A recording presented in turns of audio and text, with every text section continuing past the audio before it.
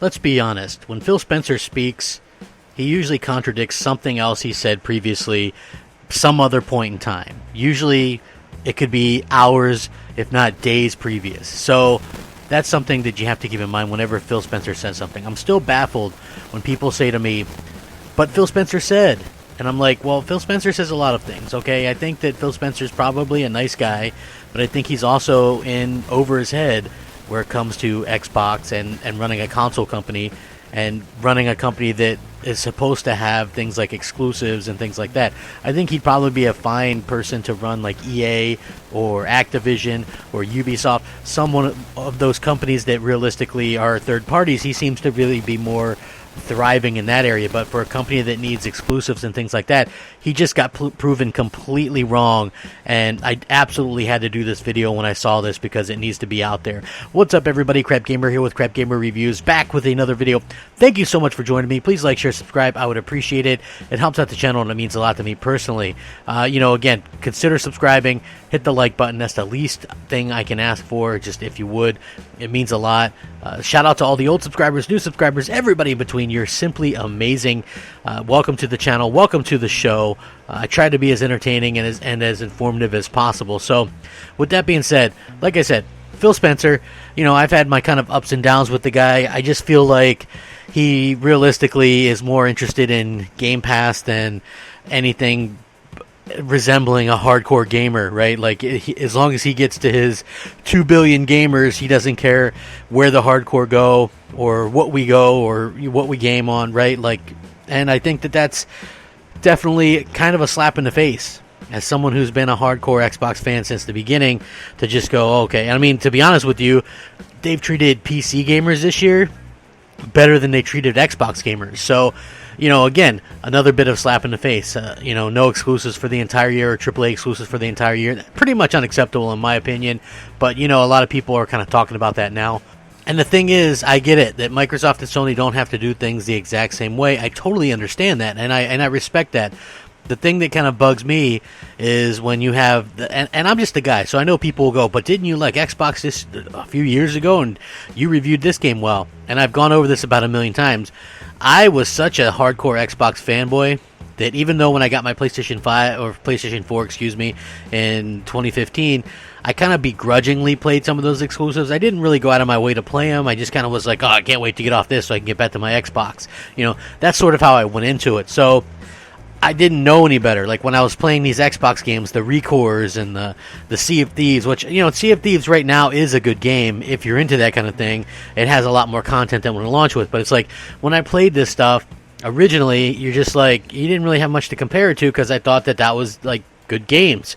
So then around 2018, I started playing. I got God of War, Detroit Become Human, and Spider-Man on PlayStation 4, and I really just started sinking a lot of time in PS4. And from that point on, it was like not even a question. I just knew that the quality of games was not there for Xbox, and it was there for PlayStation. And so it was easy to go back and go, well, people will go, whoa, you gave this game a pretty good score. And I'm like, yeah, but not every game stands up to the test of time, right? And these games are released at a specific point in place. So even though I might have liked something back in 2014 or 15, if you go back and play it now with all the advancements in gaming and what we have now, it might not, probably most games wouldn't score the same as they did originally, right? Just games don't work that way. Like The Last of Us 2 is such a better game than The Last of Us 1. The Last of Us 1 obviously held back tremendously by that hardware. So it's just one of those things. I'm not saying it's not a great game. I'm just saying it was held back, and so things move forward, and The Last of Us 2 is much better, in my opinion. So, it was funny to me because Phil Spencer, talking, which is what he usually does, and he was talking, and I remember this interview that he did, and he said that the Xbox One isn't holding back Xbox Series X games, and I've talked about this a little bit before.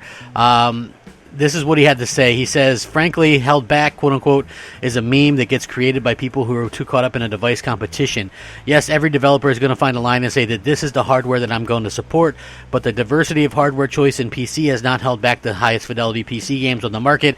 The highest fidelity PC games rival anything that anybody has ever seen in video games. So this idea that developers don't know how to build games or game engines or ecosystems that work across a set of hardware, there's a proof point in PC that shows us that's not the case. So So you kind of see that and you go, well, Phil Spencer says it must be true. Well, here's the thing. Phil Spencer is sort of a half-truth, okay? So there's smaller devs in between. Honestly, it just realistically is one of those things where we see this stuff that he says, and you just kind of shake your head sometimes. And I think that's realistically kind of what I was doing here, because we all saw what happened with Halo Infinite. We also all saw what Digital Foundry and everybody was saying about it, and how quick everybody's like, just drop the Xbox One version. Why are you letting that be held back? So we know that games, despite what maybe your favorite Xbox YouTuber might have told you, game design and games completely are being held back. And I also talked about this a little bit. John Linneman, who is with Digital Foundry, talked about this as well. He said nobody wants to develop for an underpowered CPU, Jaguar CPU, any longer. He was talking about, he says he's spoken with enough developers to know how painful the process is, and that they should just leave the process behind. And I really do think that this is something that should be looked into, right? Because even though Phil is kind of right with the PC aspect, look at what PC is getting in terms of the NBA 2K game. They're getting the last-gen game, right, while the next-gen consoles are getting the next-gen versions, because the consoles have surpassed that point with the PCs, especially giving like the solid-state drives and things like that.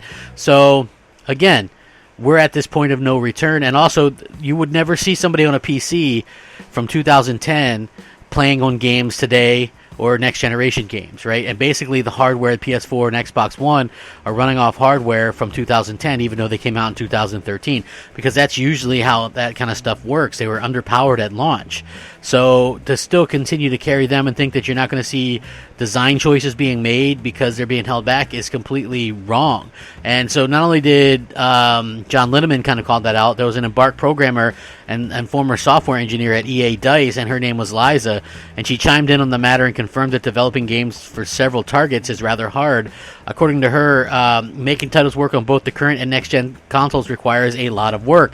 She says, building and certifying games for a bunch of targets is hard regardless of hardware utilization. Compatibility issues and SDKs and other toolings are a thing, as are staffing and infrastructure limitation. This isn't a matter of clicking an extra button to support 10 platforms versus 9.